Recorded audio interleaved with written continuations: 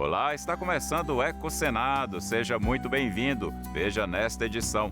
Pesquisador da Embrapa defende que agricultores devem estar na linha de frente do combate às mudanças climáticas. É preciso entender como que essas variações têm afetado a produtividade, têm afetado o dia a dia do produtor, como que ele pode se adaptar a isso. E na medida que ele faz essa adaptação, ele acaba contribuindo também para a redução da emissão de gases, para a mitigação, e para essa agenda climática global importante. Mulheres são as principais vítimas do aquecimento global. O estudo constatou que a cada aumento de 1 grau Celsius na temperatura global, há um acréscimo de 4,7% deste tipo de crime. Série de curtas-metragens destaca a importância do cerrado para os outros biomas brasileiros. A escritora italiana conta a história de um arqueólogo que há mais de 100 anos se perdeu na floresta amazônica em busca de uma civilização perdida. E o carismático pinguim africano está ameaçado de extinção.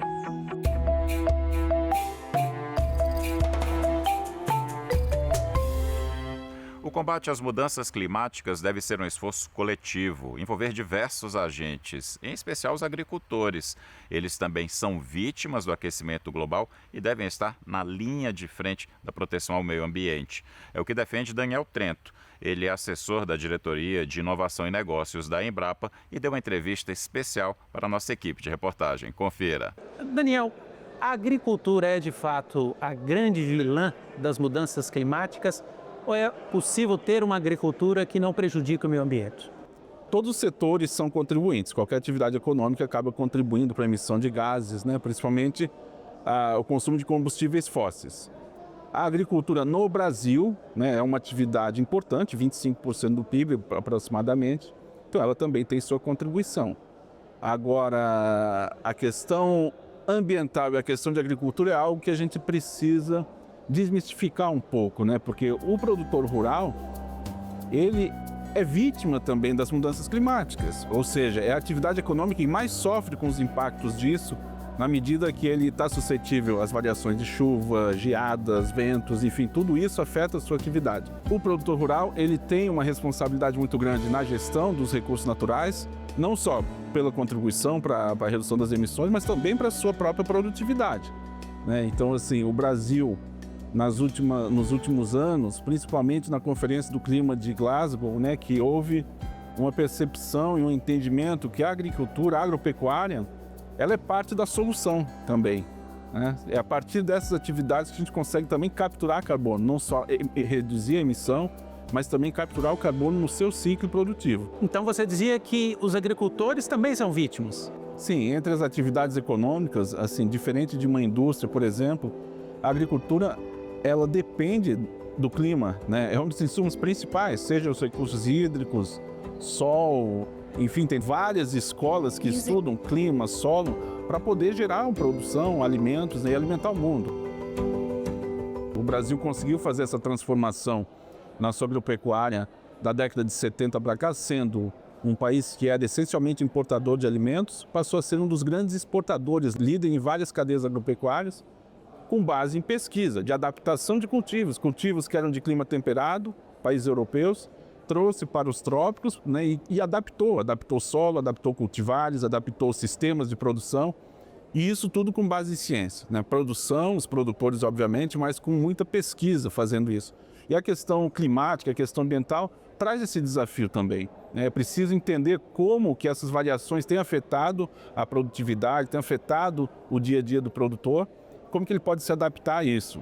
E na medida que ele faz essa adaptação, ele acaba contribuindo também para a redução da emissão de gases, para a mitigação, e para essa agenda climática global importante. Do ponto de vista do desenvolvimento tecnológico, qual é o caminho que a Embrapa e outras instituições seguem para desenvolver novos modos de produção que sejam mais sustentáveis e que afetem menos o clima? Se for observar o histórico da agropecuária brasileira, boa parte do desenvolvimento se deu com base numa agricultura sustentável, onde conseguiu, por meio de pesquisa, por meio de produtividade, índices altíssimos de produção sem grande aumento em área de espaço ocupado.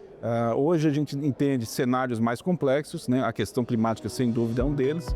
A Embrapa fez recentemente um levantamento de tecnologias para adaptação às mudanças climáticas. Mais de 100 tecnologias foram desenvolvidas, estão à disposição dos produtores. Boa parte delas começaram a ser desenvolvidas há mais de 10 anos, algumas há mais de 20 anos. Uma das referências para a questão da gestão sustentável da produção agropecuária, que são sistemas integrados, por exemplo, integração de lavoura, pecuária e floresta numa mesma área, são pesquisas há mais de 20 anos que já vêm sendo desenvolvidas. Então a gente já apontava para esse cenário da importância dos fatores ambientais. Hoje a percepção dos produtores, a percepção da sociedade para as questões climáticas tem sido muito mais forte, né, do que antes. Ano passado, uma enchente que teve no Rio Grande do Sul com impactos muito grandiosos. Ao mesmo tempo, no mesmo estado, a gente teve regiões que teve estiagem. E como que o produtor vai se preparar para o próximo ano? Então são dados de pesquisa, dados de clima, dados de solo, e base de dados, né, planejando como que isso aconteceu no passado, como que a gente pode tentar minimizar, né, os desafios futuros. Mas não tem dúvida que a pesquisa aponta para uma agricultura de baixo carbono, de resiliência climática, mas sem esquecer a segurança alimentar. Tudo isso é feito em função de desenvolver alimentos e fornecer esse alimento para o Brasil e para o mundo, né? Para fomentar esse debate, a Embrapa está fazendo a Jornada pelo Clima. O que é esse evento que a Embrapa está promovendo? Então, aí a Jornada pelo Clima ela vem no contexto da realização da COP30 em Belém do Pará, COP30 do Brasil, que é uma COP, eu diria que emblemática. As conferências da parte, que é o nome, né, que dá a sigla COP, surgiram na Rio 92, conferência de desertificação, da biodiversidade e do clima. Então, agora a gente volta para o Brasil, né, uma das conferências, COP30, a primeira realizada no Brasil, para discutir metas, né, de adaptação, de mitigação. Quase 100 países estarão no Brasil discutindo isso, e a Embrapa entendeu que não é só a COP em si. Existe toda uma jornada a ser construída nesse ano de sensibilização, de discussão com a sociedade, com o setor, a mobilização. Então, dentro dessa jornada temos alguns produtos, vamos dizer assim. O primeiro deles é o que nós chamamos de diálogos pelo clima. Em cada um dos biomas brasileiros, vamos realizar um debate de um dia, identificando quais são os desafios daquele bioma, quais são as tecnologias, soluções disponíveis e mecanismos de implementação. Isso para cada um dos biomas, por quê? Porque a COP não é da Amazônia, muito embora ela seja na Amazônia, ela é no Brasil. A gente precisa levar para lá a síntese do que é a agricultura brasileira, do que o setor pode contribuir. Então, nesse sentido, os diálogos pelo clima vão ser uma atividade pré-COP. Também temos, durante a COP, a Embrapa tem um centro de pesquisa que fica a menos de 2 quilômetros da onde vai ser realizada a COP, a Blue Zone e a Green Zone, que as Nações Unidas organizam. Então a gente vai fazer dessa área da Embrapa uma grande vitrine da agropecuária brasileira, vitrine de todas as agropecuárias, da sociobiodiversidade, expondo nossas tecnologias sustentáveis, seja de bioinsumos, de agricultura baixo carbono, de sistemas integrados, como eu mencionei, de sistemas agroflorestais. Então isso é muito importante nessa jornada culminar com uma boa apresentação, não só do Brasil e dentro dessa que a gente chamou de AgriZone, em referência às áreas oficiais das Nações Unidas, que tem a Blue Zone e Green Zone. A Embrapa vai levar para lá, junto com o setor agropecuário, a AgriZone. E aí sim, fazer debates, painéis, mesas redondas, dentro da área da Embrapa, num pavilhão da agricultura brasileira, levando toda a diversidade da agricultura, de todos os seus biomas, mas também de todos os portes e tipos de agricultura, de povos e comunidades tradicionais, até o grande agro, que é o nosso exportador.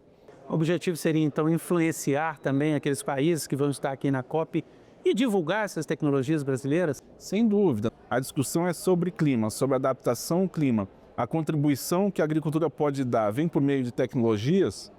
Por que eu não posso atrair quem pague por isso também, né? Não deixar a conta para o produtor, né? Alguém tem que pagar isso, e eu acho que é um ambiente propício para fazer essa discussão e atrair parceiros nacionais e internacionais para mobilizar toda essa rede em prol de um mundo mais sustentável, né? Sem esquecer que a agricultura é um elemento fundamental de paz, né? De levar a segurança alimentar para o mundo. Muito se fala do impacto que a agricultura produz gerando efeitos na mudança climática. O desenvolvimento dessas tecnologias pode gerar um impacto na direção contrária.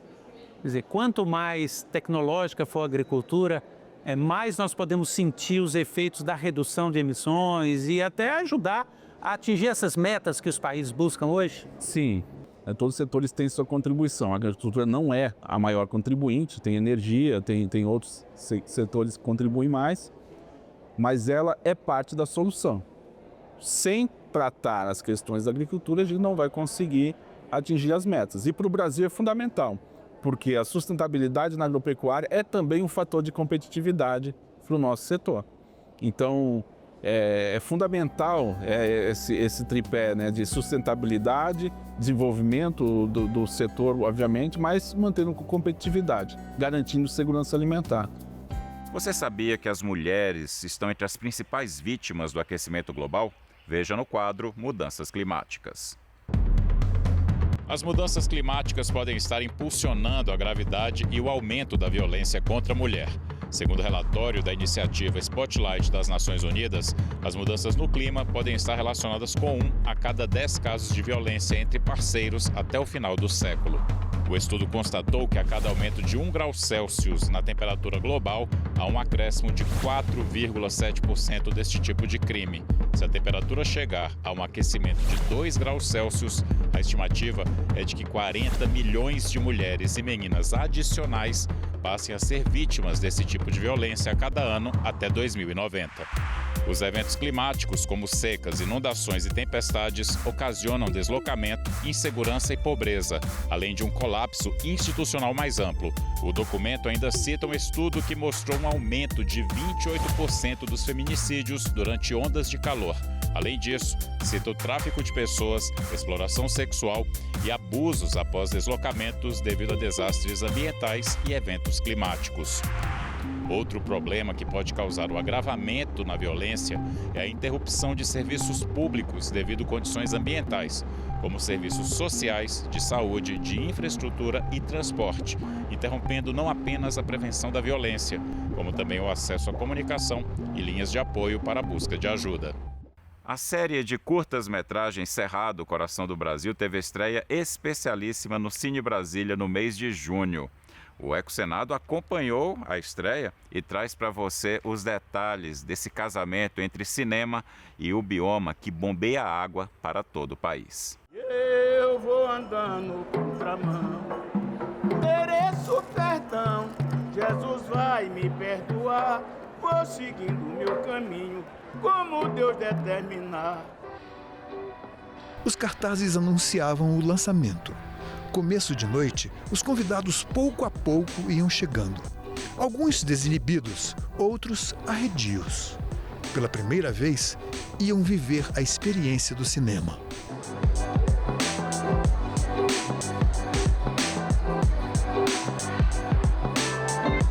Cinema e cultura, a forma de aprofundar e atrair as pessoas para a educação. De apoiar, conscientização sobre a importância das águas. Reafirmar a importância do Cerrado para a humanidade. O Cine Brasília abriu as portas para a exibição da série Cerrado, Coração das Águas, nome que sintetiza com perfeição o que representa o Cerrado. A série, em 3 episódios, retrata os diversos biomas que produzem, armazenam e distribuem as águas do Brasil.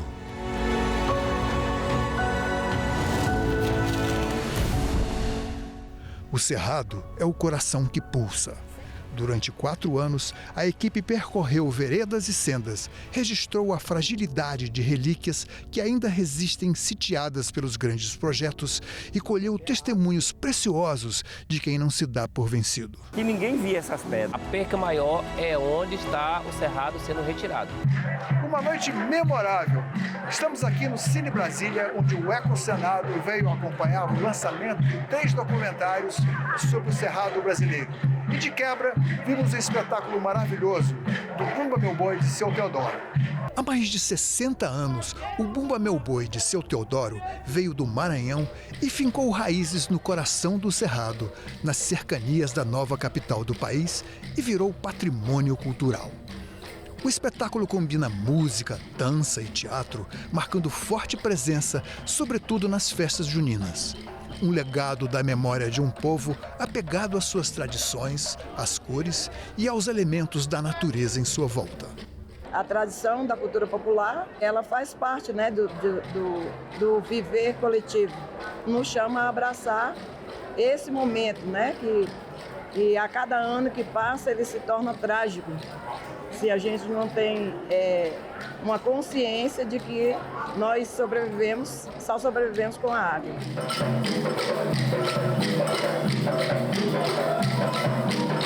Produção, roteiro e direção mergulharam na história de um país que se defronta diante de escolhas. Muitos anos tentando mostrar para as pessoas a importância do Cerrado como um provedor de água para o Brasil todo. Através da arte, a gente está entendendo que é uma ferramenta muito importante para as pessoas poderem compreender que o Cerrado fornece água para todos os biomas, para todas as direções.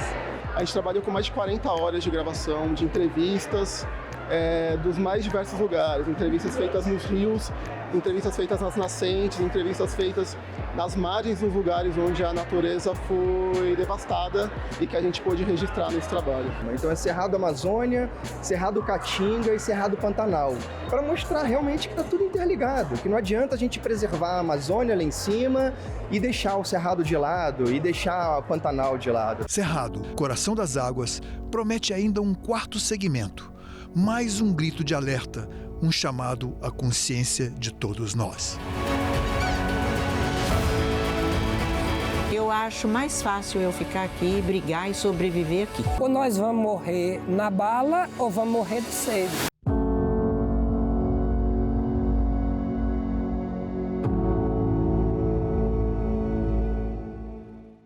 Veja agora o que é notícia no Giro Ambiental.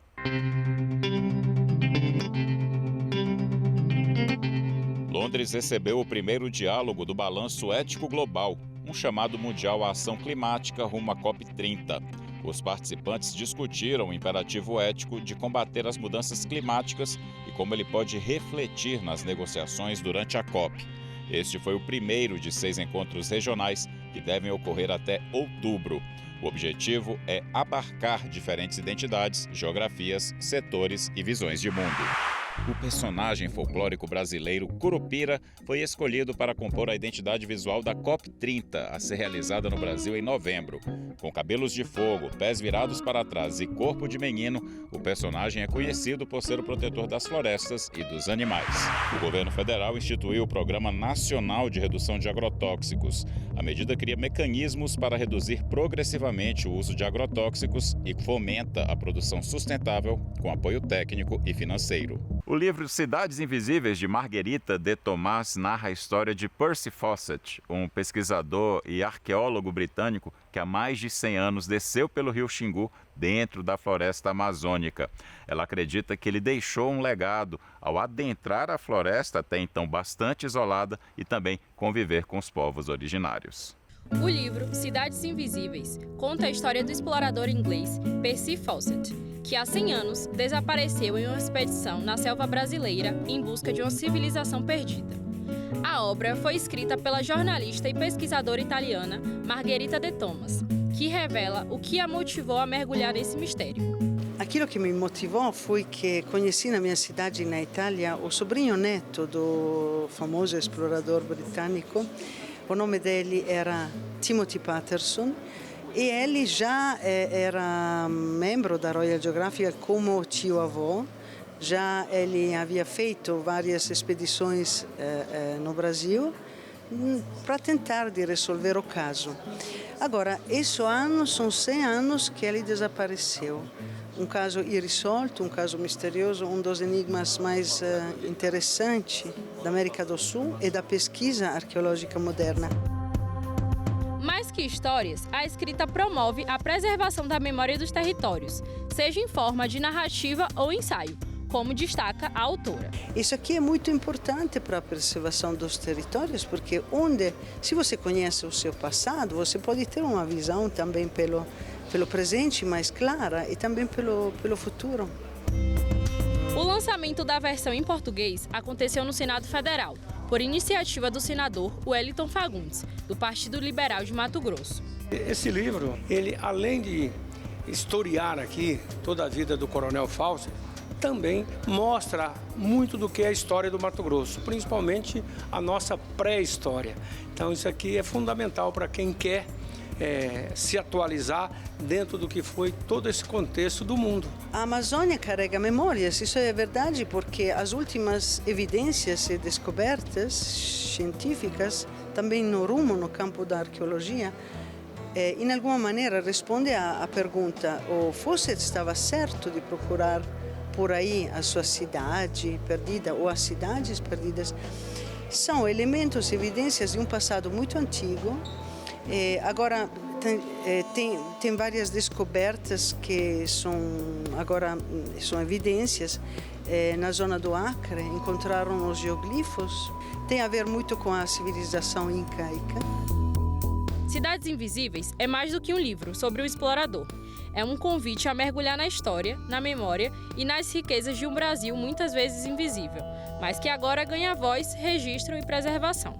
Toda oportunidade que a gente tem para, primeiro, conhecer a nossa história e também permitir com que a gente tenha uma qualidade de vida, olhando principalmente as futuras gerações, é extremamente importante. O livro, ele sempre aborda isso, a questão ambiental acima de tudo.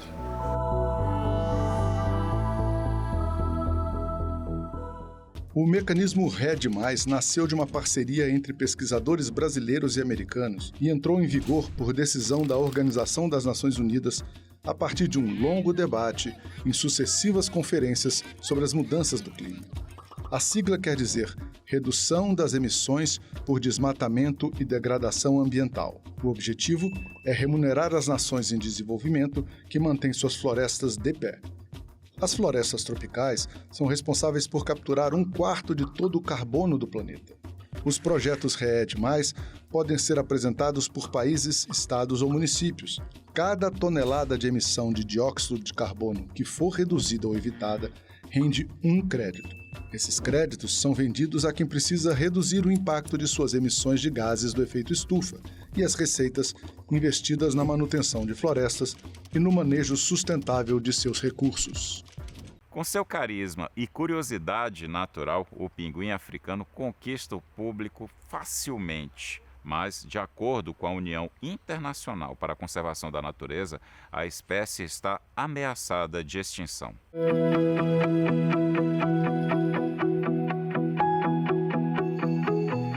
Além de encantadores, esses animais desempenham um papel fundamental no equilíbrio dos ecossistemas marinhos.